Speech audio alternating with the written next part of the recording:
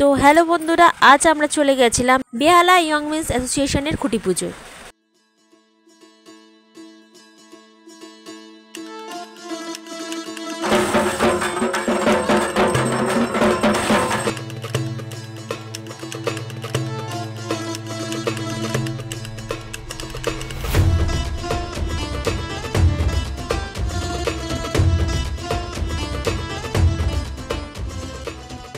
নব্বইতেই ১৬০৬ সালে উদয় নারায়ণের নাতি রাজা কংসনারায়ণ অবিভক্ত বাংলায় শুরু করেন দুর্গাপুজো।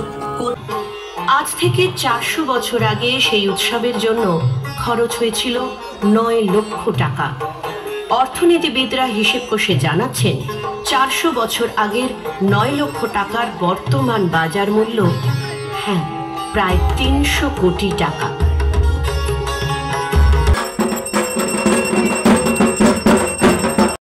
জোরে ক্ল্যাপ দেখি। ৭৫ বছর, একটু জোরে ক্ল্যাপ।